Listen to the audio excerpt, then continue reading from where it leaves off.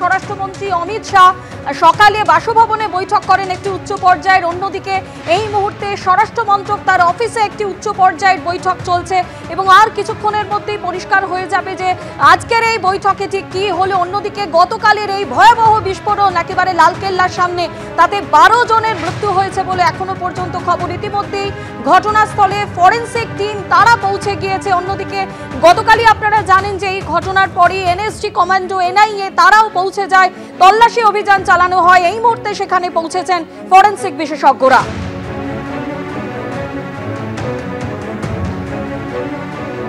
অন্যদিকে ঠিক এই বিস্ফোরণে কি ব্যবহার করা হয়েছে এবং উমর যে এই গাড়িটি চালাচ্ছিল, i20 গাড়িটি চালাচ্ছিল, বিস্ফোরণের আগে 11 ঘন্টা সেই গাড়ি কোথায় ছিল, ইতিমধ্যে কিন্তু সেই তল্লাশি অভিযানও শুরু হয়েছে। এবং উমর তিনি কি বিস্ফোরক নিয়ে আসছিলেন, দুর্ঘটনাবশত সেই ঘটনা ঘটেছে নাকি এটি ইচ্ছাকৃতভাবে এই ঘটনা ঘটানো হয়েছে, সে বিষয়েও কিন্তু ইতিমধ্যেই পুলিশ তল্লাশি চালাচ্ছে। অন্যদিকে আপনাদের যেমনটা জানালাম, ঘটনাস্থলে ফরেনসিক টিম তারা কিন্তু এসে পৌঁছেছে।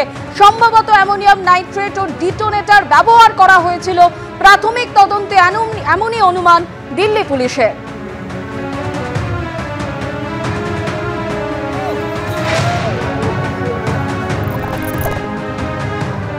দিল্লি বিস্ফোরণের নেপথ্যে থাকা সব জঙ্গিদের খুঁজে বার করতে হবে।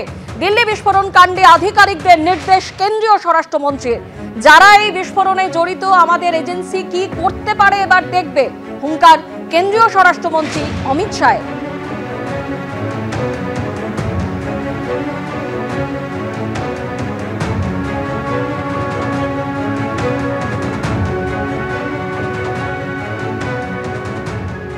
দিল্লির এই ঘটনা এবং এরপরেই কলকাতাতেও সতর্কতা জারি করা হয়। আপনারা জানেন যে সামনেই ভারত দক্ষিণ আফ্রিকা ম্যাচ। ইডেন গার্ডেন্সে আজকে আসেন কলকাতার পুলিশ কমিশনার। তিনি এলাকা ঘুরে দেখেন, পুলিশ আধিকারিকদের সঙ্গে কথা বলেন। ইডেন গার্ডেন্সে যান তিনি কলকাতার পুলিশ কমিশনার এবং পুলিশ আধিকারিকদের সঙ্গে তিনি কথা বলেন। গতকালের এই ঘটনার পরে কলকাতাতেও কিন্তু সতর্কতা জারি করা হয়েছে। আমাদের সরাসরি প্রতিনিধি আবির দত্ত আমাদের সঙ্গে রয়েছেন। আবির, দিল্লির এই ঘটনার পরে কলকাতাতেও কলকাতা পুলিশের তরফেও একাধিক পদক্ষেপের কথা ঘোষণা করা হয়েছে, ঠিক কি জানতে পারছো? দেখো, শুরুতেই তোমায় বলি, একটি ভার্চুয়াল বৈঠক হয়েছে কলকাতা পুলিশ কমিশনার তিনি করেছেন। সেই ভার্চুয়াল বৈঠক 78টি থানার ওসির সঙ্গে। এছাড়াও সেই বৈঠকে উপস্থিত ছিলেন এসি র্যাঙ্কের অফিসাররা, জয়েন্ট সিপি, অ্যাডিশনাল সিপি র্যাঙ্কের অফিসাররাও এবং ছিলেন ডিভিশনাল ডিসিরাও। এবং এই যে বৈঠক, সেটা মূলত দিল্লিতে যে বিস্ফোরণের ঘটনা গতকাল এবং সেই বিস্ফোরণে যেসব বিষয়গুলো সামনে আসছে, ফিদাইন আক্রমণ হতে পারে বা কেমিক্যাল অ্যাটাক হতে পারে বা এই ক্ষেত্রে ডিটোনেটর ব্যবহার করা হতে পারে বা কমার্শিয়াল কিছু এক্সপ্লোজিভ সেগুলো ব্যবহার করা হতে পারে, এই সমস্ত বিষয়কে তারা নজরে রেখে তারা কিন্তু স্পষ্টত বেশ কিছু বিষয়ের উপরে জোর দিচ্ছেন। প্রথম, নাকা চেকিং। সেই নাকা চেকিং নির্দিষ্ট সময় যেমন হবে, তার সঙ্গে সঙ্গে বিভিন্ন সময় হঠাৎ হতে পারে এবং সেই ছাড়াও ইন্টেলিজেন্সের উপরও জোর দেওয়া হচ্ছে। থানায় থানায় সেই বিষয়গুলো নজর রাখতে বলা হয়েছে। তৃতীয়ত, বিভিন্ন হোটেল থেকে আরম্ভ করে লজ, সেগুলোর উপরে নজরদারি। বাইরে থেকে কোনো ব্যক্তি আসলে, সন্দেহভাজন কোনো বিষয় কিছু দেখলে সেই ক্ষেত্রে তারা লালবাজারকে জানাতে পারেন থানার ওসিরা বা থানার তরফ থেকে যারা কর্তব্যরত থাকবেন তারা।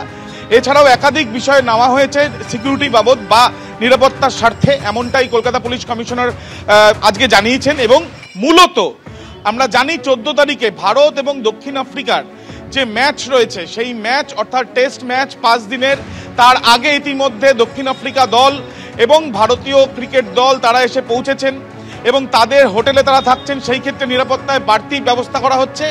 দ্বিতীয়ত, আমরা দেখলাম কিছুক্ষণ আগে কালীঘাট মন্দিরে এসে পৌঁছন গৌতম গম্ভীর, ভারতীয় দলের কোচ। তাকেও যখন নিয়ে আসা হয় এখানে, তিনি যখন প্রণাম করার জন্য আসেন বা পুজো দেওয়ার জন্য আসেন, সেই ক্ষেত্রেও আলাদাভাবে কিন্তু সিকিউরিটি কড়াকড়ি ছিল। অন্যদিকে প্র্যাকটিসের জন্য এই যে দুদিন রয়েছে, দুদিনের প্র্যাকটিসের জন্য আজকে যেমন দেখা গেল দক্ষিণ আফ্রিকা দল প্র্যাকটিস করছিলেন যখন, তখনই কলকাতা পুলিশ কমিশনার তিনি ইডেন গার্ডেন্সের ভেতরে যান। সেই ক্ষেত্রেও আলাদা ব্যবস্থা করা হচ্ছে, সেই জন্য বৈঠকও করা হয়েছে সিএবি কর্তাদের সঙ্গে। সব রকম ব্যবস্থা নেওয়া হচ্ছে এবং তার সঙ্গে আরও দুটো বিষয় তোমায় জানিয়ে রাখি। প্রথমত, আমরা জানি যে শীতের মরশুম সামনেই এবং সেই ক্ষেত্রে বাইরে থেকে প্রচুর মানুষ আসেন। অনেকে আসে যারা কাশ্মীর থেকে আসছে শাল বিক্রি করার জন্য বা অন্যান্য ব্যবসার স্বার্থে, সেই ক্ষেত্রেও আলাদা ব্যবস্থা কলকাতা পুলিশের তরফ থেকে করা হচ্ছে যাতে তাদের নাম পরিচয় সেগুলো জানা যায়।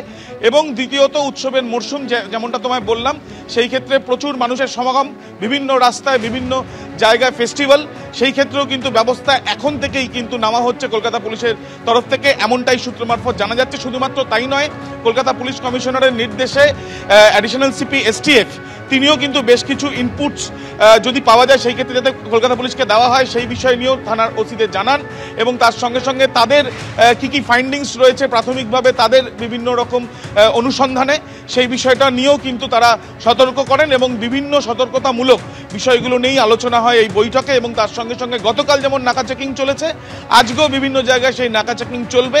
তার সঙ্গে ইডেনে যে ম্যাচ আছে তার আগে দীর্ঘক্ষণ বৈঠক করলেন সিএবি কর্তাদের সঙ্গে কলকাতা পুলিশ কমিশনার, এবং তার সঙ্গে সঙ্গে এটাও নির্দেশ দেওয়া হয়েছে, তার সূত্র মারফত জানা যাচ্ছে যে ভারতীয় দল বা দক্ষিণ আফ্রিকা দলের কোনো সদস্য যদি বাইরে বেরোনো, সেই ক্ষেত্রেও কিন্তু নিরাপত্তার আলাদা ব্যবস্থা রাখা হবে কলকাতা পুলিশের তরফে।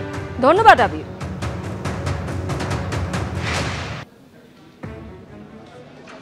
যা যা করণীয় আছে পুলিশ নিশ্চয়ই ওটা করছে। গতকালও আমরা একটা মিটিং করলাম, আজকে আবার একটা মিটিং হয়েছে, তো ডিটেইল ইনস্ট্রাকশন ওই নিয়ে বলা হয়েছে, so that security is not compromised at any point of place.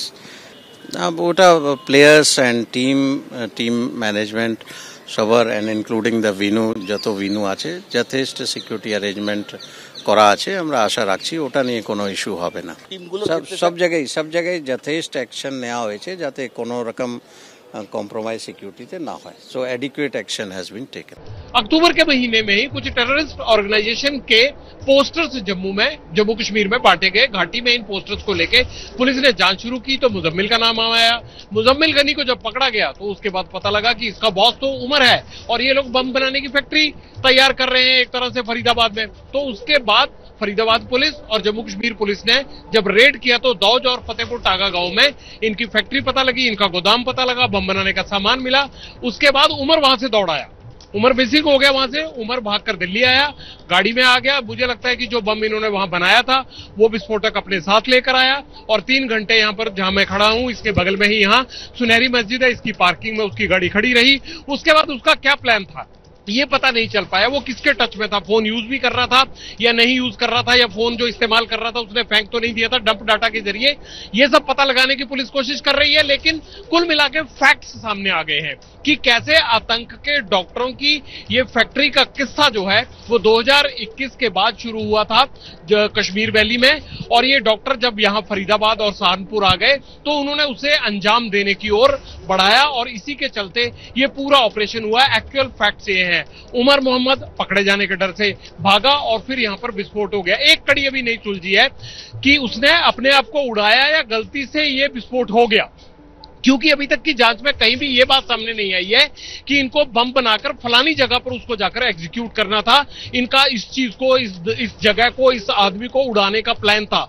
इस तरह की बात अभी पुलिस और जांच एजेंसियों के सामने नहीं आई है, इसलिए माना यह जा रहा है कि ये फिदाइन के तौर पर अपने को तैयार कर रहा था। तो क्या ये फिदाइन बन गया था या इससे एक्सीडेंटली इस तरह की घटना हो गई कि मेरी सारी 4 साल के जो भी मैंने साजिश रची थी वो बेनकाब हो गई, मेरे साथी पकड़े गए, सब कुछ पुलिस ने कर दिया, उसके बाद इसने अपने आप को उड़ा लिया, या एक्सीडेंटली इससे ये हो गया लाल किला के सामने। इस बात को लेकर अभी पेच है। बाकी पीछे की कहानी सारी पुलिस के सामने, जांच एजेंसियों के सामने क्लियर है। और मुझे ये लगता है कि गृह मंत्रालय को भी आज ये साफ साफ कर दिया गया होगा कि कैसे इस मामले की शुरुआत हुई और कैसे उमर मोहम्मद तक पहुंचने के लिए जो है कोशिश कर रही थी पुलिस, और इस दौरान ये धमाका हो गया। ये सारी चीजें विस्तार से बताई गई हैं और इसमें आगे क्या कोई इस प्लानिंग का और लोग हिस्सा हैं, कोई और लोग वांटेड हैं, किन लोगों के साथ, तारिक जैसे जिसने गाड़ी दी थी वो अभी तक मिसिंग है। क्यों मिसिंग है, डर के मारे मिसिंग है या वो भी इस साजिश में कहीं आगे की कड़ी है? इन तमाम चीजों को लेकर जो है वो अलग अलग पुलिस और जांच एजेंसियां काम कर रही है।